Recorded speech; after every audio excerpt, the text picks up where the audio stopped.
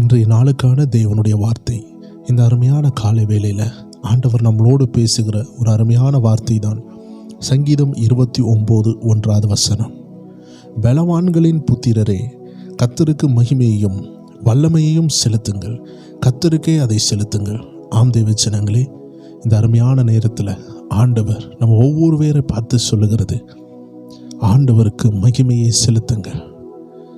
எப்படி ஒரு நாட்டில் நம்ம வாழும் பொழுது டேக்ஸ் கட்டுகிறோம், எப்படி ஒரு ஸ்கூலில் நம்ம படிக்கும் பொழுது ஃபீஸ் கட்டுகிறோம், ஒரு காய்கறி கடையில் நம்ம காய்கறி வாங்கும் பொழுது அதனுடைய பணத்தை கட்டுகிறோம், ஒரு ரெண்டல் ஹவுஸில் இருக்கும்போது அதனுடைய வாடகையை கட்டுகிறோம்.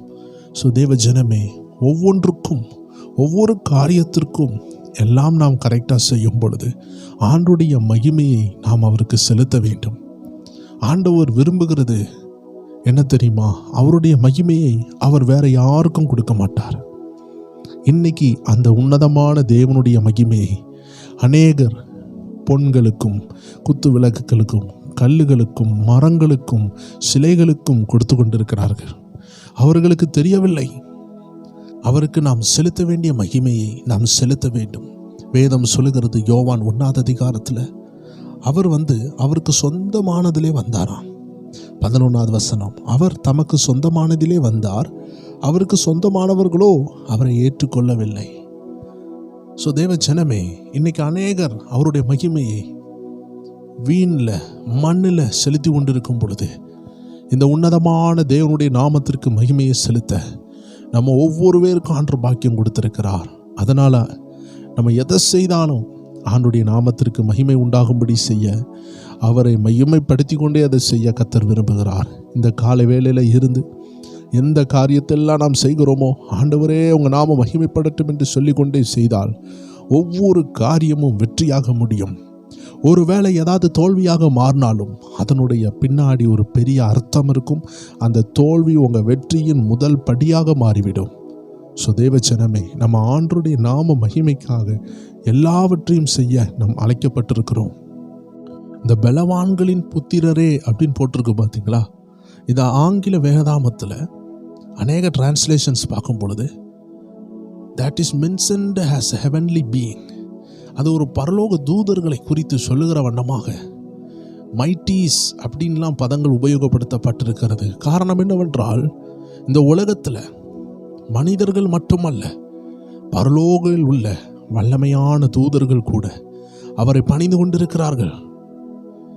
சொல்ல போனால் ஆண்டவர் ஒருவர் உண்டென்று அறிந்து பிசாசு கூட நடுங்குகிறது என்று வேதத்தில் எழுதப்பட்டிருக்கிறதே. இந்த பிசாசு செய்த பெரிய தவறு என்ன தெரியுமா? அவன் ஒரு காலத்தில் ஆண்டவருக்கு பிரியமான ஒரு தூதனாக அவன் உலாவி வந்த நேரத்தில் அவன் இந்த மகிமையை அவருக்கு செலுத்தாமல் போனதுதான் காரணம். இன்னைக்கு அநேக ராஜ்யங்கள் விழுந்து போனதுக்கு காரணம் என்ன தெரியுமா? இந்த மகிமையை அவருக்கு செலுத்தாமல் போனது தான் காரணம். இன்னைக்கு பாபிலோன் என்ற ஒரு ராஜ்யம், அந்த நாட்களில் அது தங்க ராஜ்யம் என்று அழைக்கப்பட்டது. அந்த ராஜ்யத்தில் உள்ள ராஜா பெருமைப்பட்டதுனாலையும் தேவனுக்கு மகிமையை செலுத்தாம போனதுனாலையும் புல்ல திங்க வேண்டிய ஒரு சூழ்நிலை வந்தது. தேவஜனமே, இந்த வசனம் நமக்கு அழகாக சொல்லுகிறது, நம்ம ஆண்டவருக்கு மகிமையை செலுத்த ஆரம்பிக்கும் பொழுது அவர் உள்ளம் நிறைந்து ஆசீர்வதிக்கிறார். அதை தவறும் பொழுது அவர் வருத்தப்படுகிறார், வேதனைப்படுகிறார். என் ஜனங்கள் என்னை அறியாமல் இருக்கிறார்களே. யோவான்ல வாசித்தது போல அவர் தமக்கு சொந்தமானதிலே வந்தார், ஆனால் அவர்களை ஏற்றுக்கொள்ளவில்லை. ஆண்டவராகிய இயேசு கிறிஸ்துவை அவர்கள் ஏற்றுக்கொள்ளவில்லை.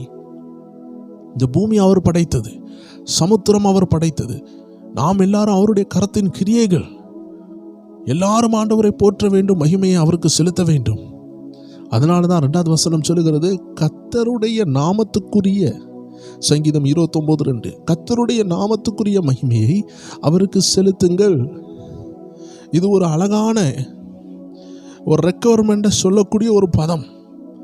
அதாவது இப்படி போங்க, இதை செய்யுங்கள் என்று நாம் சில விஷயம் சிலரால் நமக்கு அறிவிக்கப்படும்.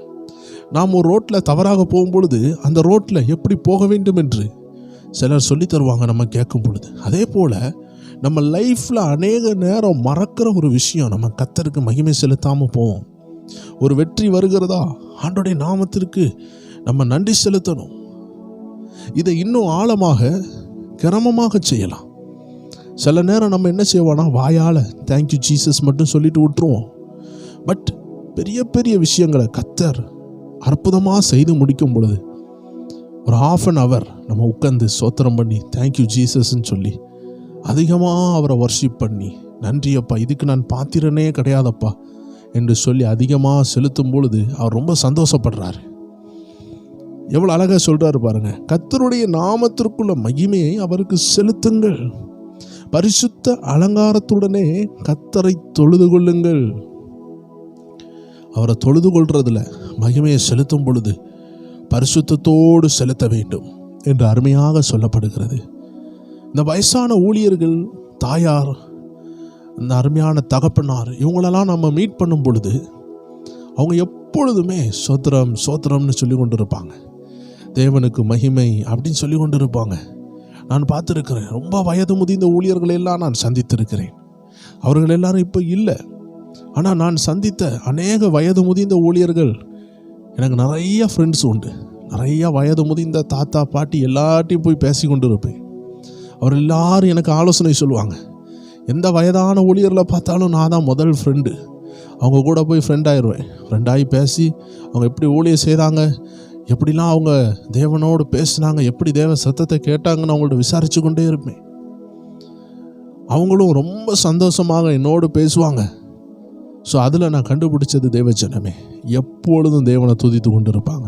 ஒரு சேர்லேருந்து எழும்பினாலும் சோத்திரம் ஏசப்பா இப்படி தான் சொல்லி கொண்டு இருப்பாங்க. எனக்கு தெரிந்த ஒரு நல்ல தேவ மனிதர், லட்சக்கணக்கான மக்களுக்கு சுவிசேஷத்தை அறிவித்த ஒரு தேவ மனிதர். அந்த தேவ மனிதர் திடீர்னு எங்களை பார்க்குறதுக்கு வந்திருந்தார். அப்போ நான் ஒரு ஆஃபீஸ் ரூமில் இருக்கிறேன். நான் ஒரு காலேஜில் அங்கே டீச்சராக இருக்கிறேன். ஸோ அந்த காலேஜில் நான் டீச்சராக இருக்கும்போது அவர் ஏதேச்சியாக வந்தார். பல இடங்களில் ஊழியங்களை செய்தவர். சைனா, நேபாள், தாய்லாந்து, எந்த ஊரையும் விடலை. எல்லா ஊருக்கும் அவர் போய் கைப்பிரதி கொடுப்பார். வெறுங்காலோடு தான் நடப்பார். நல்ல ஒரு தேவ மனிதர், அன்பான தேவ மனிதர், நல்ல ஒரு சுவிசேஷகர்.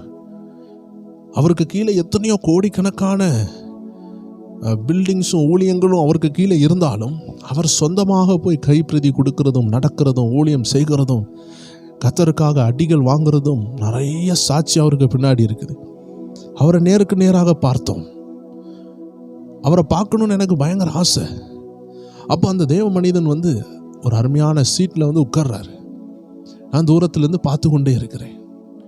இது பல ஆண்டுகளுக்கு முன்னாடி ஒரு நடந்த சம்பவம். கிட்டத்தட்ட ஒரு 13 ஆண்டுகளுக்கு முன்னாடி இது நடக்கிறது. நான் அதை பார்த்து கொண்டே இருக்கிறேன். இந்த தேவ மனிதன் என்ன சொல்லுகிறாரு, என்ன பேசுகிறாரு. ஒரு சேரில் வந்து உட்கார்றாரு.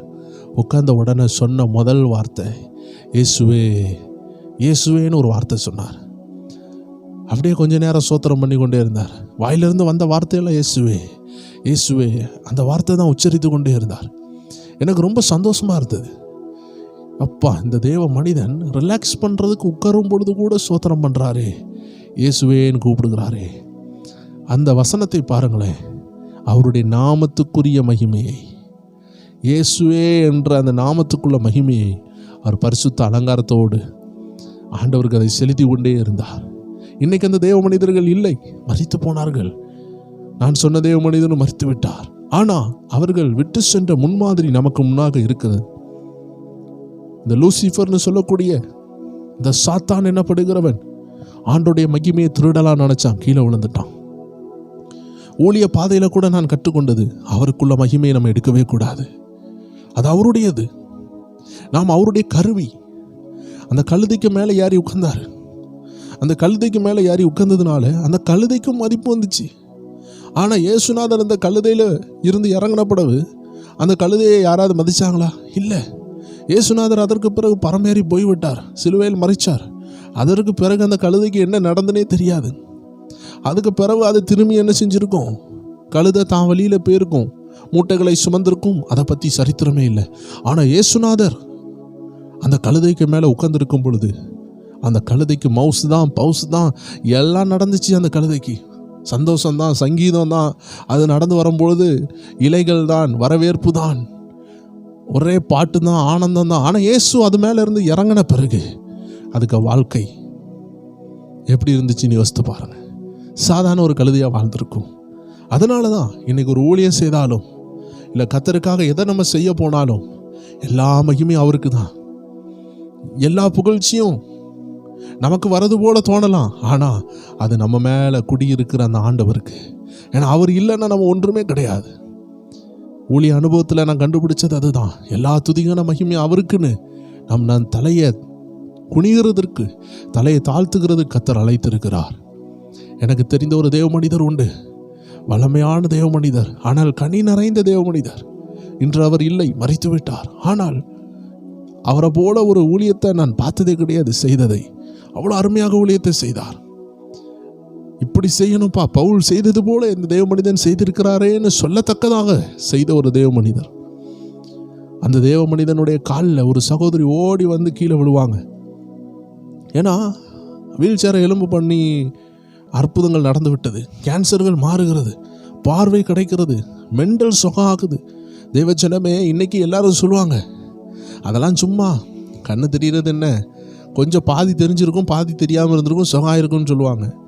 ஆனால் ஒரு மெண்டல் சுகம் ஆகிறது, அதுவும் 20 வருஷம் 10 வருஷம் மெண்டல் சுகம் ஆகிறது சாதாரண விஷயமா? மரித்தவங்க எழும்புறது சாதாரண விஷயமா? எல்லாரும் ரட்சிக்கப்படுறது சாதாரண விஷயமா? இல்லை தேவஜனமே, கர்த்தர் கூட இருந்தால் தான் அதை செய்ய முடியும். அதனால தான் நிக்கோதேமும் இயேசுட்ட வந்து சொன்னார், தேவன் ஒருத்தரோடு இல்லைன்னா இப்படிப்பட்ட கிரியை நடக்காது. காரணம், பிசாசே ஒருத்தங்க கூட இருந்தாலும் உயிரோடு எழும்ப வைக்க முடியாது. பிசாசு ஒருத்தங்க கூட இருந்த உடனே மரித்ததை உயிரோடு வைக்க முடியாது. ஏன் தெரியுமா? மரித்ததை உயிரோடு எழுப்பக்கூடிய வல்லமை யார் கையில் இருக்குன்னா இயேசு கிட்ட மட்டும்தான் இருக்குது. பிசாசு எந்த மாயாஜாலனாலும் பண்ணலாம். மோசை பாருங்க, கம்பை கீழே போடுறாரு, மந்திரவாதிகளும் கம்பை கீழே போட்டாங்க, அதுவும் பாம்பா மாறிச்சு. மந்திரவாதிகளும் தண்ணியை ரத்தமாக மாற்றினாங்க.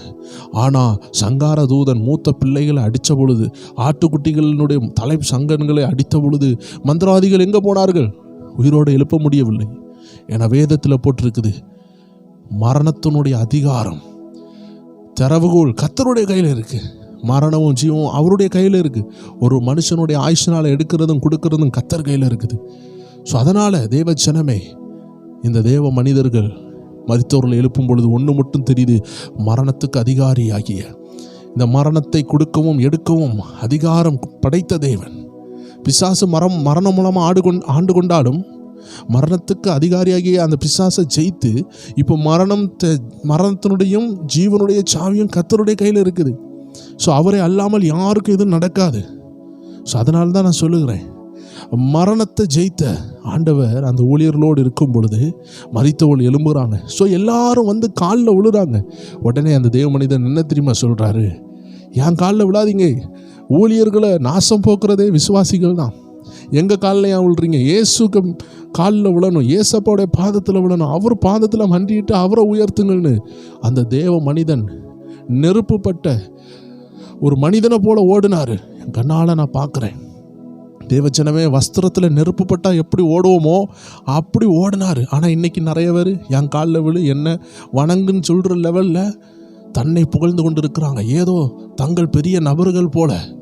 தேவஜனமே, இதெல்லாம் ஆபத்தானது. ஆண்டவர் விரும்புகிறது அவருக்கு மட்டும்தான் துதி செலுத்தணும், அவருக்கு மட்டுமே கனத்தை செலுத்தணும். பலவான்களின் புத்திரரே, கர்த்தருக்கு மகிமையும் வல்லமையும் செலுத்துங்கள், கர்த்தருக்கே அதை செலுத்துங்கள். Don't give to any others, only for God, only for God. கர்த்தருக்கே நம்ம துதியை செலுத்த வேண்டும், கர்த்தருக்கே நம்ம மகிமையை செலுத்த வேண்டும். அவர் பெருகணும், நம்ம செருகணும். இந்த நாளில் கர்த்தர் உங்களை ஆசீர்வதிப்பார். எல்லா காரியத்திற்கும் ஆண்டவர் நாம மகிமைப்படட்டும் சொல்லிக்கொண்டே இருங்க. கர்த்தருடைய நாம மகிமைப்படும். எல்லாரும் கண்களை மூடுவோம், ஜெபிக்கலாம். அன்பான ஆண்டவரே, இந்த அருமையான நேரத்தில் உங்கள் நாமத்திற்கு மகிமை செலுத்த எங்களுக்கு நீங்கள் உதவி செய்ய போகிறதுக்காக நன்றி.